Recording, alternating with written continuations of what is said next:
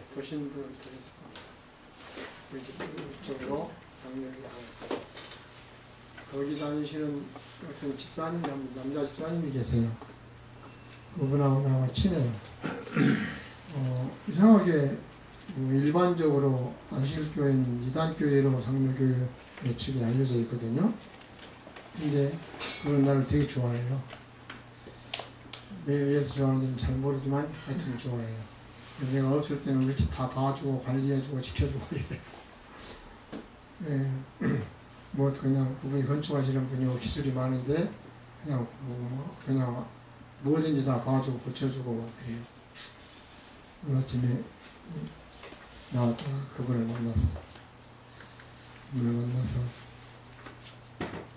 오늘 안식일인데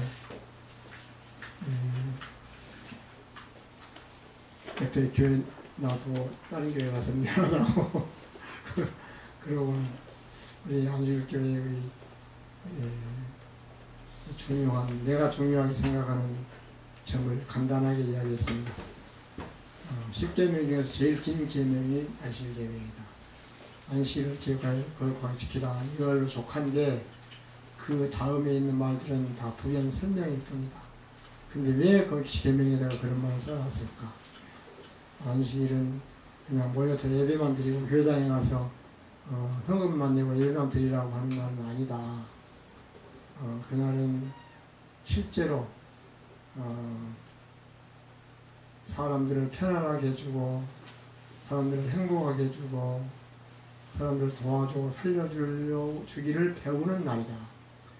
그게 자기 아들이든지 자기 딸이든지 자기 집에서 일하는 남종이든지 여종이든지 또는 심지어 집안에 있는 육축 짐승까지라도 편안하게 해주고 행복하게 해주고 그런 마음을 배우는 날로 하나님이 구별해서 정해놓은 것이었다. 생명 경외 사상을 배우라는 거죠. 그런 얘기를 하겠습니다. 그러니까 표정이 상당히 공감을 하는 표정이더라고. 그분 표정이.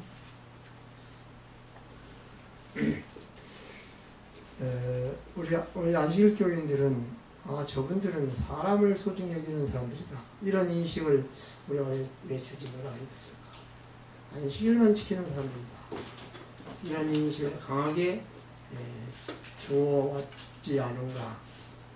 이 사람들은 정말 사람을 소중히 여기고 자기보다 약자를 귀하게 여기고 도와주려고 하는 마음을 가진 사람들이다.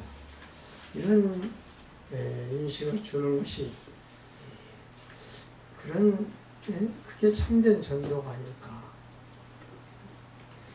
누가복음을 공부하는 차례가 됐습니다. 누가복음.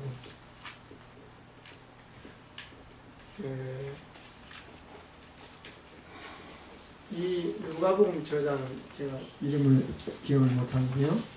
여기 있을 겁니다. 존 파울러라는 분이에요. 이분은 53년간 목사를 하셨고 신학과 철학 교수를 하셨고 교회 행정가도 하셨고 편집인도 하셨습니다. 2권의 장년 교과서를 편집했고 그렇게 기록되어 있습니다.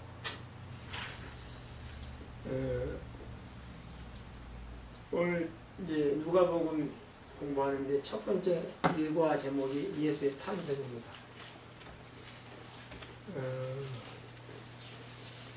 누가가 이 기독교의 기원과 역사 이런 제목이 붙이지는 않았지만 기독교의 기원 그리고 그 역사에 관련된 책을 2권 저술했어요.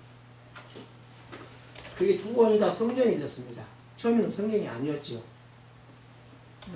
그게 첫 번째 책 1권은 기독교의 기원과 역사에 대한 책 1권은 누가복음입니다. 그리고 2권은 사도행전이에요. 이 2책을 누가가 저술했어요. 그리고 그 책은 나중에 성경의 속에 들어가게 되었습니다.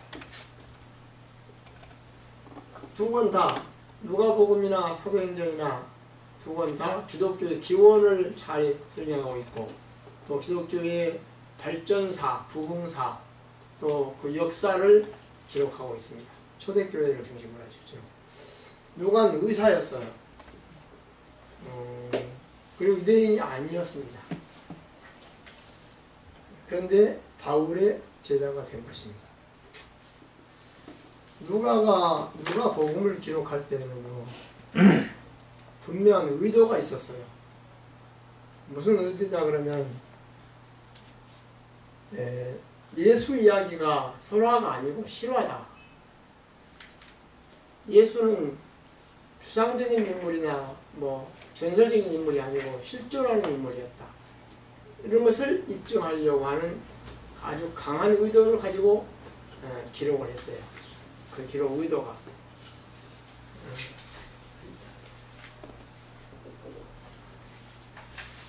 박역거세 하면 실존 인물이에요, 설화예요? 뭐 김할지, 뭐 당구랑검이 설화예요, 실존 인물이에요? 잘 모르죠. 잘 몰라요. 뭐 그래서 뭐라고 말하기 어렵죠. 예수는 실존 인물일까요? 설화 인물일까요? 실존. 그걸 어떻게 알아요? 기독교인들은 그렇게 믿지만 불신자들이나 제가 있는 사람들은 그걸 어떻게 믿어요? 못 믿을 만한 일들이 많은데 여기 이제 신비가 사실이냐 아니냐. 신비는 우리 인간의 과학적 사고로 증명하기 어려운 것들입니다. 신비가 우리 인간의 두뇌로 이 우주 세계에 있는 모든 걸 다 입증하고 증거하고 이해할 수 있는 것은 아니에요. 나는 머리가 좋으니까 모든 거 다 입증할 수 있다. 증명할 수 있고 이해할 수 있다. 그리고 내 머리로 이해할 수 없는 것은 사실이 아니다. 그것은 누군가의 설화 이야기일 뿐이다. 라고 주장하는 할 사람은 없어요. 그러니까 그게 어떤 신비가 존재한다는 거, 그 자체가 사실이에요. 신비는 사실이 아니다. 우리 눈에 보이는 것만 사실이다. 라고 주장한다면 자기 엄마가 실제 실존하는 엄마인지 아닌지 어떻게 알아요? 엄마가 자기를 낳은 걸 못 봤잖아요. 그렇다고 유전자 검사를 한 것도 아니잖아요. 자기 엄마가 정말 자기 엄마인지 아닌지 유전자 검사한 사람 있어요? 없어요.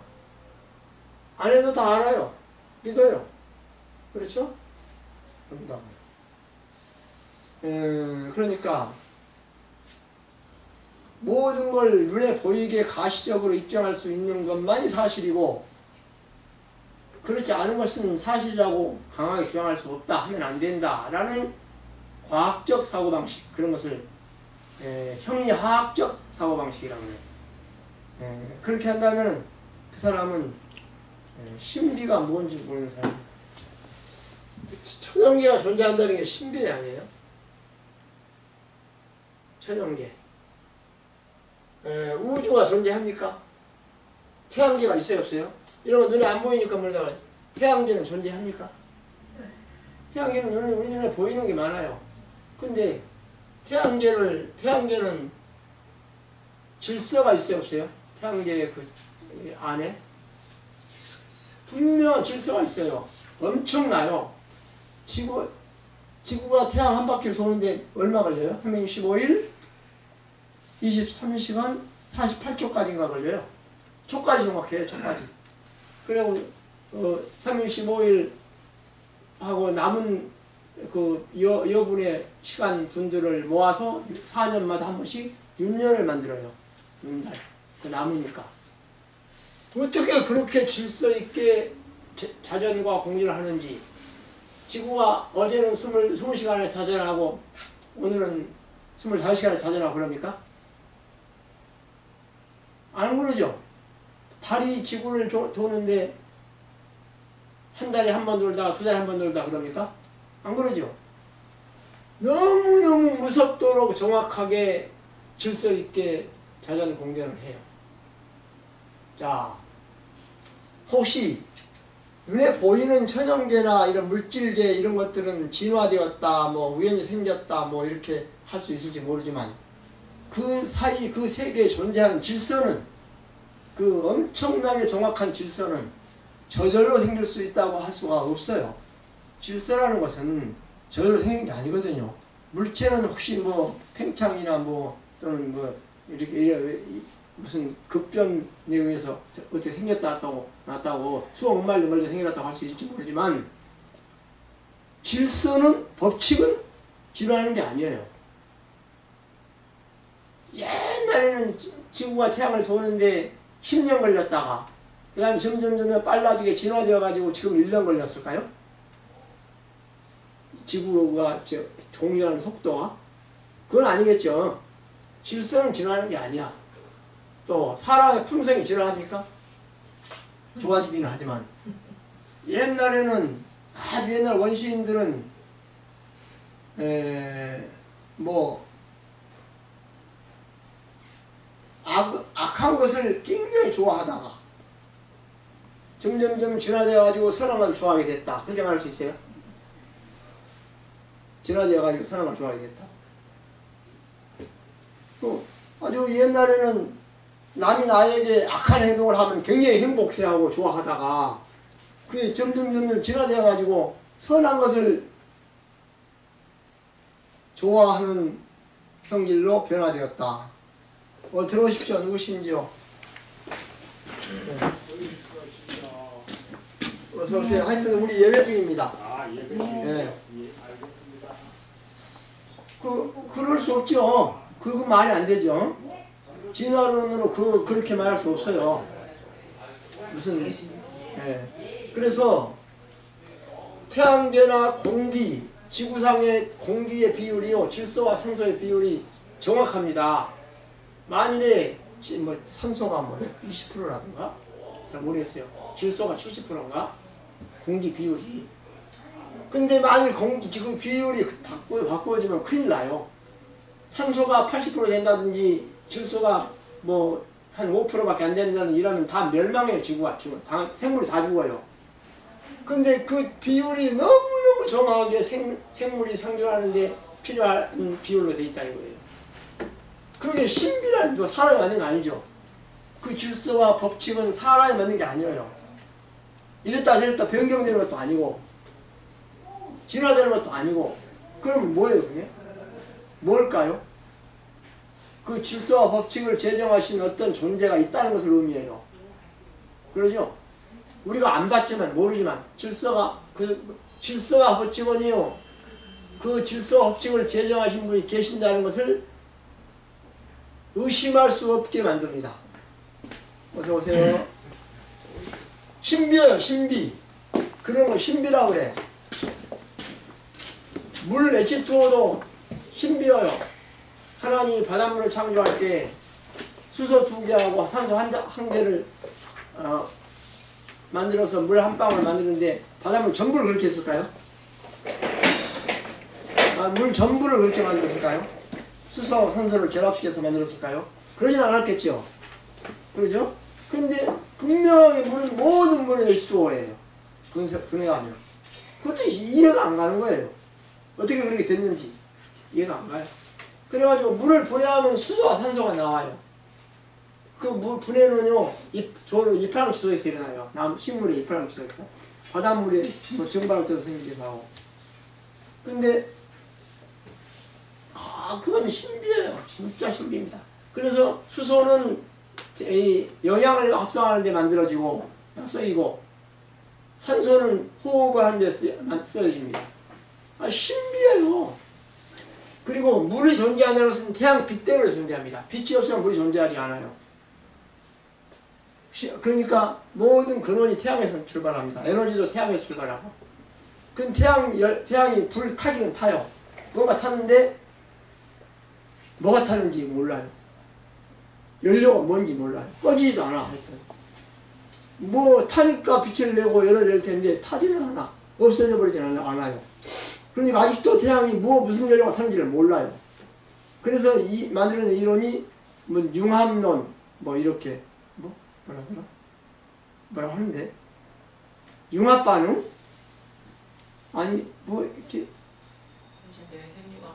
예, 뭐 이런 거 식으로 계속 이 반응이 일어나가지고 태양이 계속 타는데 꺼지지 않고 뭐 타면 그 다음에 또 다른 연료로 이렇게 자동적으로 융합 반응해가지고 또 타고 또 그렇게 타는 방식이 변화되면서 이렇게 탄다는 거야. 그리고 그렇게 공색하게 설명을 합니다. 하여튼 신비해요. 신비해. 근데 뭐가 타길래 이렇게 엄청난 거리에서, 먼 거리에서 이렇게 엄청난 에너지가 오냐 이거예요. 빛이 오고. 설명하지 않네. 그 어떤 영리한 애들은요, 자기가 머리로 이해하는 것만 인정하려고 그래요. 그 모르는 것은 없다고 주장하려고 그래요.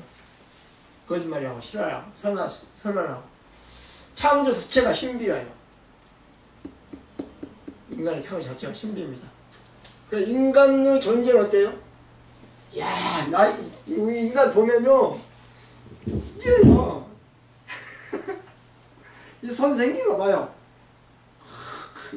이게 별걸 다 해요, 손으로. 별걸 다 한다고. 쓰다듬기도 하고, 악수도 하고, 총도 쏘고, 이걸로. 뭐 때리기도 하고, 휘몰찌고, 무슨 싸움도 하고, 뭐 붙잡고 올라가기도 하고. 별걸 다 하게 만들어놨다고. 이걸로 못하는 게 없을 만큼 이걸로 모든 일을 다 하게 만들어놨어. 기가 막혀야 되죠.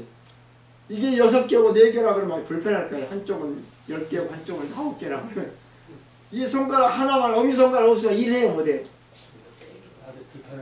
못해요. 어려워요. 호킹은 3손가락으로 다 타이프를 쳤대요. 3손가락으로. 그건 연습에 의해서 할 수 있는데 자유롭게는 못해요. 이게요, 이 눈 감았다 떴다 하는 거 봐요. 귀는 열었다 떴다 안 하거든요. 눈으로 미소도 하고 윙크도 하고 별거 다 해요. 희한해요. 눈으로 아주 사랑의 빛을 내기도 하고 증오의 빛을 내기도 해요. 눈빛 보면 알아요 몰라요? 눈빛 보면 그 사람이 나를 싫어하는지 증오하는지 미워하는지 나를 감사하는지 원망하는지 금방 알아요. 눈빛만 보면 말 안 해도. 인간 눈은 좀 기가 막히게 만들어져 있어요. 어떻게 그래야 되는지 몰라요. 신비야. 아니 똑같은 눈에서 왜 빛이 다르게 나오냐 이거죠. 똑같은 눈에서 왜 사랑이 나오기도 하고 미움이 나오기도 하냐 이거예요. 그 작용이 이상하잖아요. 기능이 참 이상해요. 야, 정말로. 그래서 눈빛을 보면 사랑은 나를 보는 눈. 그렇게 시를 쓴 사람도 있어. 사랑은 나를 보는 눈. 사랑만이 아니고 미움도 나를 보는 눈이야. 네. 자, 이거 신비야. 신비는 사실이에요, 설화예요. 이것이 사실이냐 설화냐 이 말이에요. 이 창조의 신비가. 사실이에요. 사실이죠. 네. 신비가 설화가 아니죠. 사실이에요. 우리가 다 모를 뿐이지. 인간의 생명도 마찬가지야. 인간의 생명도. 우리 생물계는요, 동물이건 인간이건 남녀로 돼 있어. 남녀. 그 남녀가 있기 때문에 자손이 번성을 하죠. 계속 유지돼요. 멸망 안 하고, 멸종 안 하고, 멸망 안 하고. 이게요, 얼마나 신비로운 일인지 몰라요. 정말 신비로운 일이야. 근데 남자와 여자가 결혼을 해서 관계를 해가지고 아이들을 낳죠. 뭐 잉태하고 뭐 저거 하잖아요. 근데 남자와 여자가 육체적인 관계만 합니까? 그건 아니죠. 정신적, 영적 관계를 해요. 사랑을 주고받아요. 그것도 신비야. 사랑을 주고받으면 행복해져. 육체적인 관계만 해야 행복해지는 게 아니고 사랑을 주고받고 하면 행복해져. 그래서 정말 그 따뜻해지고 체온이 유지가 되고, 체온은요 음식으로만 유지하는 건 아니야. 체온은 사람이 병원에 가면 제일 먼저 검사하는 게 뭐죠? 체온 검사. 제일 먼저 무조건 체온 검사. 체온이 떨어지는지 높아지면 그 문제가 있는 거예요. 그 체온 유지를 뭘로 하는지 아세요? 체온 유지가 안 되면 그 병 들어. 체온 유지가 적당하면 병이 안 들고. 그게 뭘로 일까요? 이상해. 그리고 다 신비라. 체온은요 에너지 음식으로만 하는 거 아니야. 사랑으로 하는 거야. 그러니까 사랑을 주고받은 걸 느끼면 체온이 유지가 돼. 근데 사랑을 못 받으면 체온이 식어. 체온이 식으면요 막 성질이 나빠지고 그 다음에 막 화가 나고요.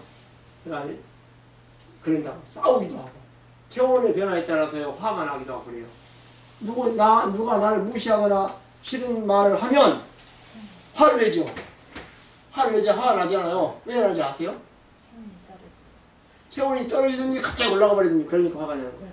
체온에 관계가 있어요. 괜히 하는 거 아니야. 괜히 열이 난다고 그러지. 열받았다고 그러잖아. 열받았다고. 그 열받았단 말이 체온이 올라갔다는 말이야. 갑자기 이상하게 뜨거워졌다는 뜻이에요. 실제로 그래요. 실제로. 이런 게 다 이상한 신비야. 선을 좋아하고 악을 싫어하죠. 모든 것이. 자기는 남에게 악을 행하면서도 남이 자기에게서 악을 행하면 싫어해. 남이 자기에게 선을 행해주면 악인도 선을 제일 좋아하는 사람이 누군지 아세요? 선을 제일 좋아하는 사람. 선한 사람이 선을 좋아해요? 악한 사람이 선을 좋아해요? 악한 사람이 선을 더 좋아해요. 자기는 악할지라도 남이 자기에게 선을 해주는 걸 더 좋아한다고. 정말 모순이 참 이상해. 아이러니야.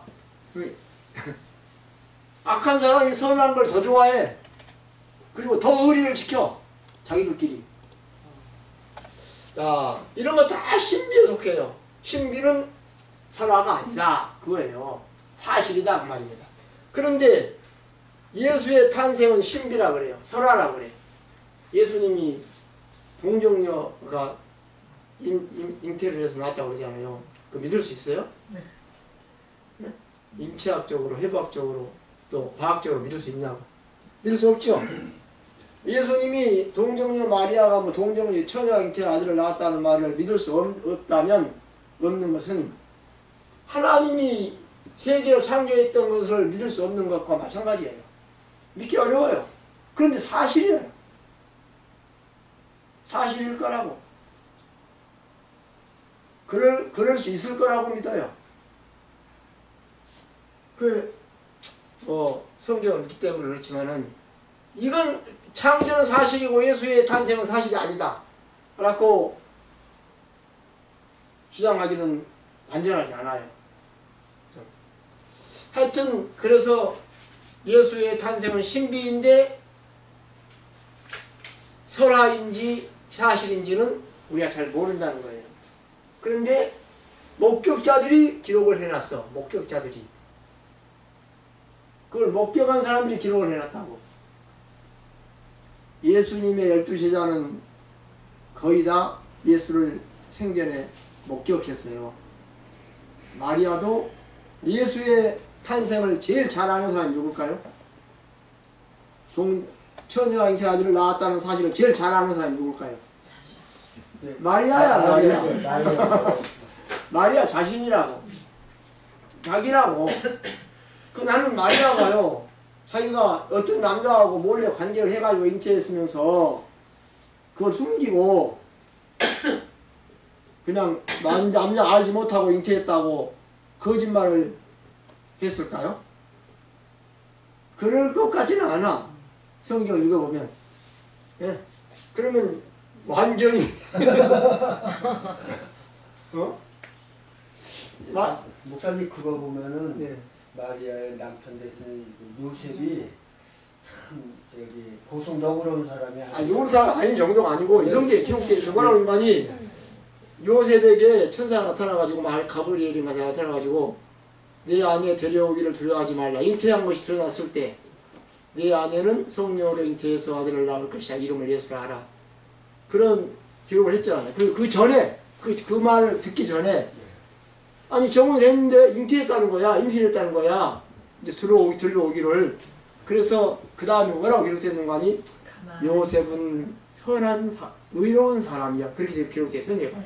요셉은 의로운 사람이어서 이를 알리지 아니하고 가만히 숨기고자 할 때에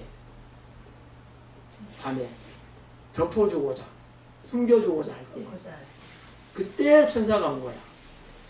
그러니까 그 사람이 처녀가 아니 자기가 정원한 여자가 잉태를 했다니 말이 되는 소리예요. 그게 당장 파혼감이지. 예. 당장 파혼이지 무슨. 자 그런 걸 다 하여튼 길어지는데요. 정말 신비야. 예수님 이정행한 거 믿어요 안 믿어요? 예수님 5,000명으로 그래도 5개 5,000명 먹인 사람 그거 인정해요 안 해요? 믿습니다. 아니 지난번에 내가 텔레비 했는데 내가 그래서 기독교 방송을 싫어한다고. 왜 싫어하냐면요 어떤 유명한 목사님이야. 큰 게 유명한 목사님이 나와. 아주 잘생기고 아주 풍채 좋고 그런 목사님이야. 설교도 기가 막히게 잘해. 그러나 그분이 유명한 내가 이름을 잊어버렸는데 유명한 목사님이야. 그 목사님 설교를 하는데 5,000명으로 아니 5개로 5,000명 먹였다는 걸 뭐 어떻게 설명하는 거 아니? 예수님이 실제로 빵을 5개로 5,000명만 먹을 분량 만든 게 아니고 아직 아니고 어린 아이가 보리떡 5개를 가지고 오니까 예수님이 그걸 나눠줬다. 쟤도 안 먹고 자기도 안 먹고 제일 배고픈 사람한테 나눠줬다. 그러니까 다른 아이들도 도시락을 숨겨가지고 왔는데 안 내놓고 있다가 거기에 감동을 받고 다 내놨다. 그래서 그 내놓은 걸 5,000명이 다 먹고 남았다. 이렇게 설명을 하더라고. 그래서 이게 그 불신자가 설명하는 거야. 그건 불신자가. 중이 설명하면 맞아. 그 중이 그렇게 설명하네. 근데 이렇게 보는 사람 다 그런 식으로 설교를 해. 그래서 나는 입으로 무슨 말을 할지라도 내 싫어. 무슨 말 할지라도. 아주 철학적 신학이야. 철학적 신학.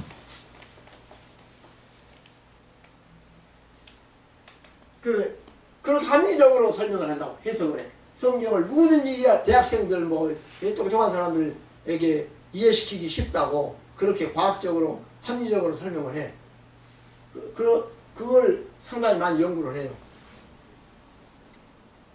그러면 마리아가 임신한 것을 어떻게 설명해야 돼? 응? 마리아 임신한 걸 어떻게 설명해야 돼요? 설명할 수 있는 좋은 방법이 없을까? 합리적으로?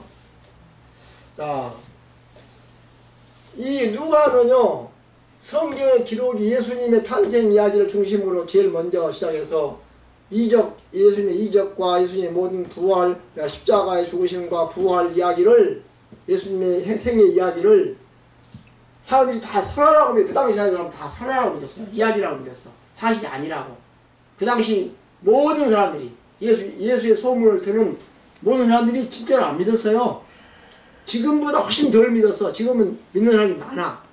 근데 그때는 그걸 안 믿어서 그건 말도 안 되는 소리라고. 언어 도단이라고. 그런 일, 그건 지어낸 이야기라고 우리 다 생각했다고. 사람들이 다, 거의 대다수 사람들이, 특히 공부를 많이 한 사람들은 물론이고, 학자들 뭐. 그래, 바리새인들 뭐 서기관들 또 뭐야. 유대인들 그 공부를 많이 한 랍비들 다 예수 안 믿었어요. 무슨 소리 하지 말라고. 예수가 무슨 동정력 어떻게 일어나냐고. 다 안 믿었어요. 아무도 안 믿었어요. 실제로 안 믿었다고. 지금 어디 뭐 이거 안상홍 교회 안상홍이 동정녀가 태어났다고 하면 우리가 믿어요? 믿어요 안 믿어요? 안 믿겠죠? 그럼 왜 믿어요? 그 다음에 사람이 예수를 다 그렇게 생각했어요. 지금 우리가 안상홍이나 무슨 박명호나 이런 사람들을 안 믿는 것처럼 그 당시 사람들은 예수를 안 믿었어. 똑같았어요. 그래서 누가가 안 되겠다고 생각을 하고 예수를 실존인물로 부각시키고 실존인물로 기록을 하기 위해서 쓴 책이 누가복음이야. 실존인물로. 그 누가복음 기록이 그래요. 기록 의도가, 기록 목적이. 너무너무 안 믿으니까 사람들이. 그리고 부활도 믿었어요 안 믿었어요? 부활도 안 믿었어요. 아무도. 부활도. 바울도 안 믿었어요. 부활이 무슨 말라까지 부활이냐. 죽었는데. 안 믿었다. 근데 나중에 믿게 됐죠. 마태복음과 누가복음은 다른 점이 있어요. 마태복음은 예수를 유대인의 구주로 믿었어요. 기록했어요. 이스라엘 나라를 로마한테 망한 이스라엘 나라를 회복시키고 재건할 구주로, 유대인의 구주로 기록을 했다고 마태복음은. 근데 누가는 예수는 유대인만의 구주가 아니고 이 세계 인류의 구주다. 마태는 주로 정치적인 압박으로부터 해방시켜줄 구주로 기록을 했어. 예수를. 그런데 누가는 죄로부터 구원할 구주로 기록을 했어. 인류의 구주로. 이거 다른 점이에요. 그러니까 스케일이 좀 범위가 더 좁은 범위에서 넓은 범위로 좀 확대된 거죠. 말라기 예언이 끝난 뒤로 예수님이 오실 때까지 중간을 뭐라 그래요? 말라기 예언이 끝나고 예수가 초림할 때까지의 그 기간을 뭐라 그래요? 뭐라 그러는데 잊어먹었네 또. 그 시대를. 그 약 400년 돼. 400년. 근데 400년 동안 아무런 예언이 없었어. 아무런 무슨 성경에 여러 예언들이 많았는데 그 400년간에는 예언이 하나도 없어요. 말이 없는 거야. 말이. 그 기간을 400년의 침묵이라고 그래. 하나님이 400년간 침묵하셨다. 그래요. 네? 아니 내가 무슨 꼭 말할 게 있는데 억울한 일 당했다든지 무슨 누가 싸웠다든지 이럴 때 지금 그 뭐 말을 하고 싶은데 참을 수 있어요? 참을 수 있지. 참을 수 있어. 얼마나 참을 수 있어요? 잠깐요. 하루, 이틀, 3일? 1년? 뭐 그 정도 참을 수 있겠지. 죽을 때까지. 근데 하나님은 얼마 동안 참으셨어요? 400년을 참으셨어. 400년을 참을 수 있다는 것은 정말 상상하기가 힘들어요. 400년을 참는다. 근데 하나님은 400년 동안 참고 계시다가 다음에 예수를 보내셨어. 아무 말씀도 안 하시고 내가 400년 후에 예수를 보내겠다 그런 말도 안 하고 정의로운 자의 지혜라는 말이 있어. 정의로운 자의 지혜. 정의감과 긍휼심이 어떻게 달라요? 이 사람이 뭘 잘못했어. 그럼 정의감으로 판단한다면 이 사람을 벌 줘야 되겠죠. 정죄하고 그래야 되겠죠. 긍휼심으로 본다면 불쌍히 여기고 덮어주고 싸매주고 숨겨줘야 되겠죠. 그렇죠? 그러면 정의감과 긍휼심을 동시에 품을 수 있어요? 동시에.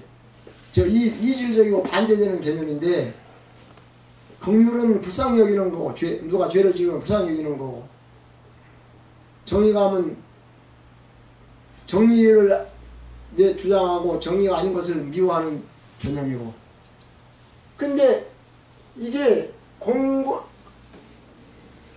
뭐라지? 공의와 사랑의 관계라고 그래. 공의를 살리면 사랑이 죽고 사랑을 살리면 공의가 죽고 그러는 관계라. 근데 이것이 예수 안에서 조화된 거예요. 그것도 이해하기 어려워요. 예수는 분노가 많은 사람이었어요. 예수는 한 번도 성을 안 내는 성질을 안 내는 착한 사람이 아니었어요. 예수는요 화를 잘 내는 사람이었어. 성전에 가가지고 유대인들이 막 짐승 팔고 막 이렇게 했잖아요. 어서 오십시오. 그 예수가 어떻게 했어요? 아주 착한 말로 말했어요. 예, 성전에서 짐승 팔고 뭐 저거 하니까 뇌물 받고 짐승 팔고 하니까 예수가 아주 착하게 이야기했어요. 사람들한테 아주 심하게 나와있다고 이거 보면 그 예수의 성질을 알 수 있어. 예수 성격을 드디어 엎어버리고요 막 회초리 만들어가지고 뜯어 패고 내 쫓치고 아니 깡패야.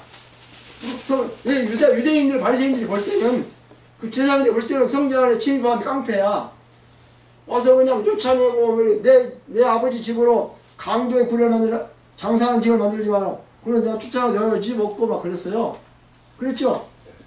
그거 보면 예수가 보통 사람이 아니라고 할 수 있어. 성격이 아주 고약한 사람이야. 예수가. 그런데도 그걸 예수의 정의감이라고 그래. 그런데 또 죄인을 만나서 어떻게 했어요? 숨겨주고 덮어주고 싸매주고 위로해주고 살려주고 그랬잖아. 희망을 주고 그랬잖아요. 그걸 보면 또 예수님은 긍휼이 많으신 분이야. 그래서 그 정의감과 긍휼이 한 사람의 마음속에 조화되어서 존재하는 그런 모양을 우리가 볼 수 있어요. 참 정말 기가 막 이해가 잘 안 돼요. 나는 가만 보니까 나도 남 불쌍히 여기는 마음이 많아.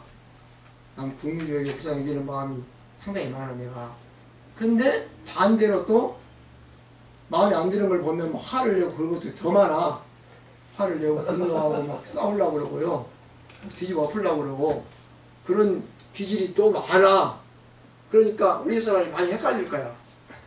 상당히 많이 헷갈릴 거야. 우리가 예수에게서 그걸 배운 거야. 정의감과 긍휼심을. 참 이해하기 어려워요. 인간의 지력과 도덕력의 관계가 있어요.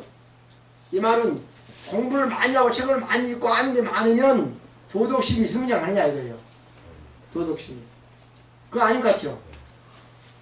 고등학교밖에 안 나온 사람이 검사를 하고 대학원까지 나온 사람이 검사를 하고 똑같이 검사를 한다 그러면 누가 뇌물을 더 많이 받아요?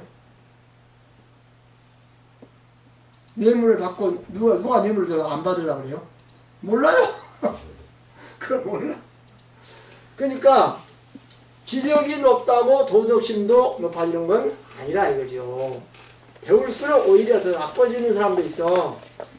네? 공부를 많이 할수록 더 나빠지는 사람도 있다고. 옛날에는요, 지금 말입니다. 공부를 많이 한 부부들하고 공부를 별로, 고등학교만 나온 부부들하고 공부를 많이 한 박사들 부부하고 누가 더 이혼을 많이 할까요? 누가 더 부부싸움을 많이 할까요? 잘 모르죠? 그 많이 본 사람 이혼을 더 잘할까요? 그런 것 같더라고. 그걸 부인하기가 좀 어려워. 나같이 공부를 별로 안 한 사람은 뭐 끝까지 잘 하는데 공부를 많이 한 사람들은 잘 못 사는가 보더라고. 걸핏하면. 그래서 인간의 지력과 도덕력은 관계가 별로 없어. 공부를 많이 한다고 도덕력이 높아지는 거 아니에요. 자, 그걸 우리는 예수님에게서 배웁니다. 예수님에게서. 기독교 신학의 3핵심 진리가 있어요. 이게 또 우리가 알아야 할 내용이에요. 기독교 신학의 3가지 핵심 진리.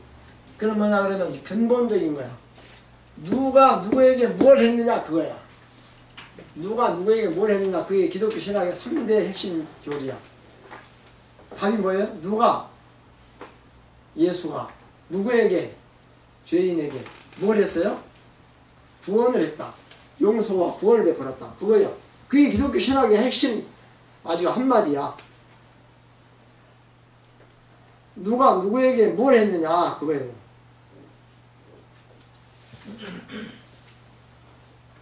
뭐 육하원칙이라 있어요. 5W1H인가? 뭐라 그래요? 육하원칙. OW 1H. OW 1H. 우리 한자 표현보다 더 못해. OW1H야 한 표현 뜻은 동일한데 우리는 육하원칙이라 그래버려 그냥 육하원칙. 그러죠? 육하원칙이 6가지 다 들어가 한마디로. 근데 OW1H라고 하나. 복잡해져. 근데 이거는 더 간단해서 3W야. 3W. 3W.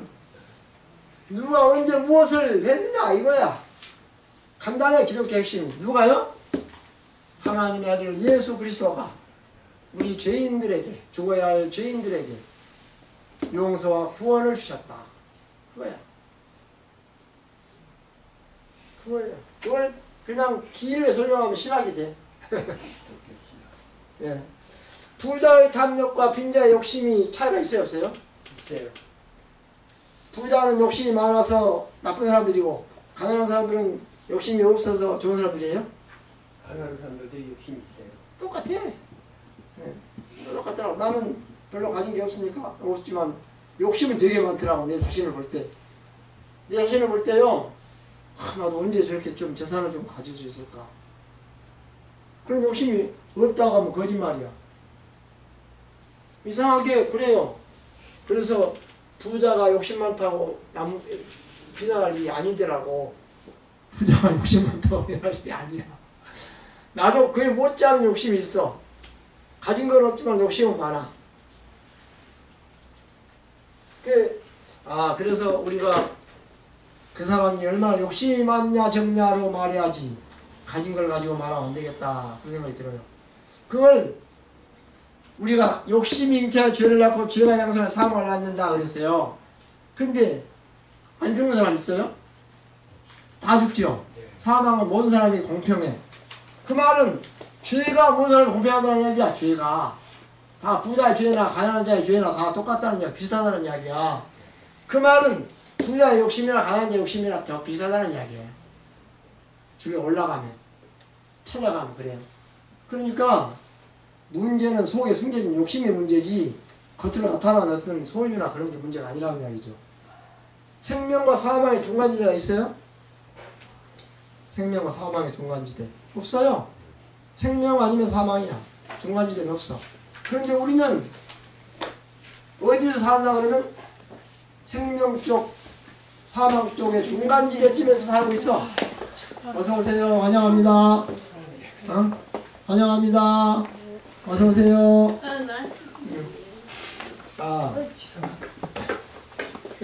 십자가를 칼이라고 그럽니다. 십자가를 칼이라고 그래요. 칼. 무슨 칼이에요? 여러분 십자가를 칼이라고 그럽니다.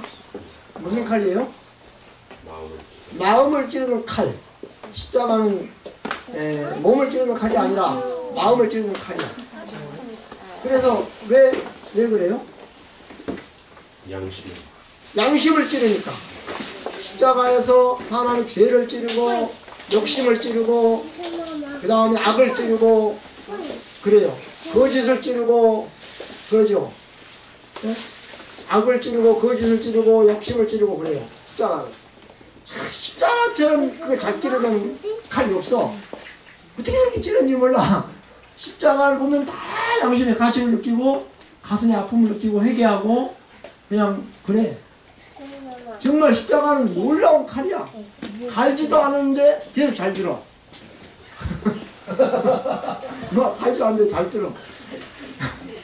얼마 십자가를 인데 갈지도 않는데 잘 든다는 칼이라고 하면서 설명을 해봤어요. Cross is a very sharp knife.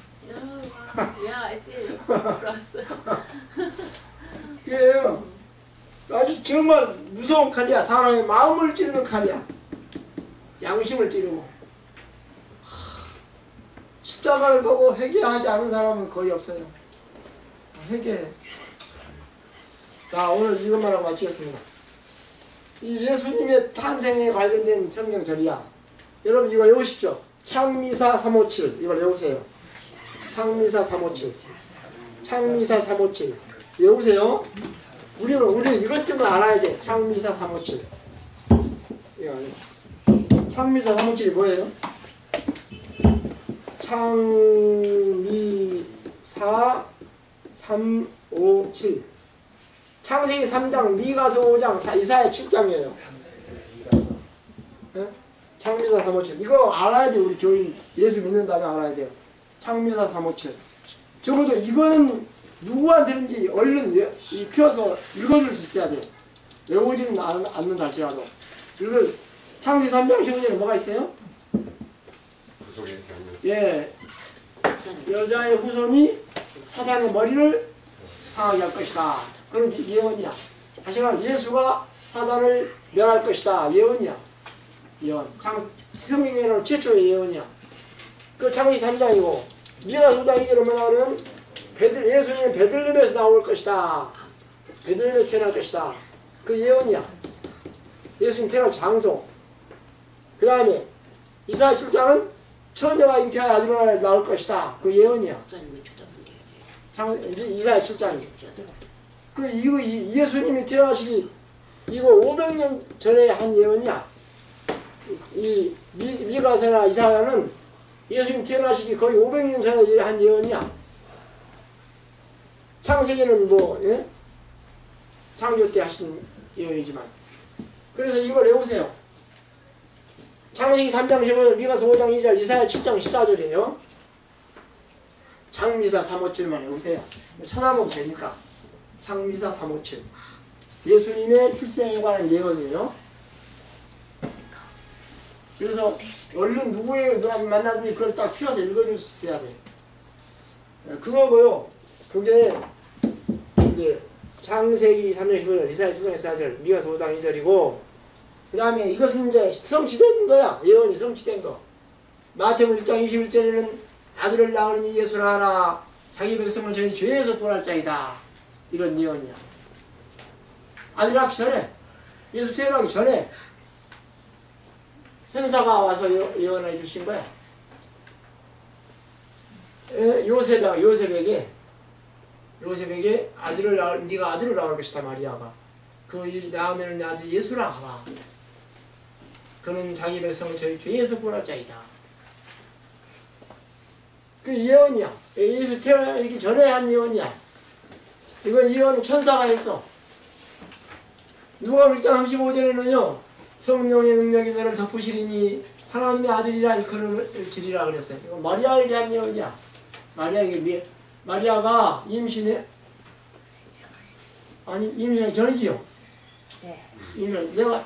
너가 아들을 낳을 것이다 그러니까 내가 남자를 모르는데 어떻게 아들을 낳아 이랬어. 이 마리아가 내가 남자를 모르는데 어떻게 내가 아들을 낳습니까 하고 항의를 했어. 그런데 아니다. 성령의 능력이 너를 덮으시리니 내가 임신해서 아들을 낳을 것이다 그랬어요. 그러니까 그 당시는 처녀가 임신하면 다 몰매 맞아 죽었어. 어떤 동네에서 처녀가 임신하잖아요. 그럼 그런 사람 나와서 때려 죽였어. 그 여자를 때려 죽였다고. 진짜 돌로 쳐 죽였다고. 그런 시대야. 그런 시대에 아들을 낳으면 임신해서 아들을 낳으면 이게 살아야 벗어나요? 그런 거야. 엄청난 사건이었어요. 이게.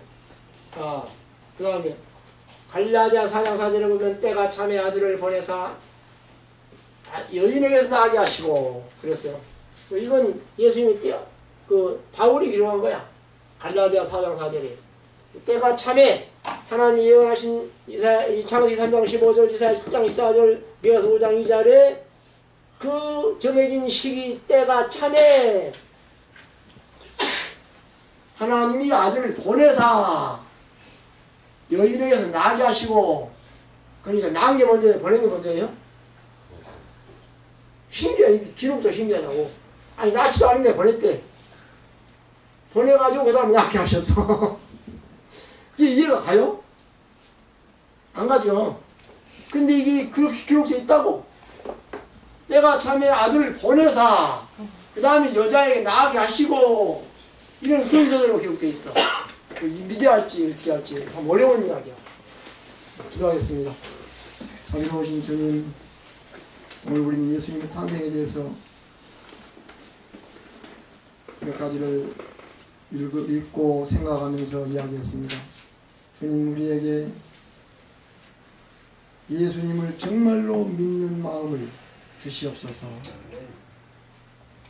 이 세계, 우주 세계 창조의 신비를 믿듯이 예수님의 존재를 그렇게 믿을 수 있는 우리 마음의 겸손한 마음과 그리고 신뢰하는 마음을 주시옵소서. 그리고 그 마음으로 우리의 생애를 살게 해주시옵소서. 예수님 이름으로 간절히 기도합니다. 아멘. 아멘.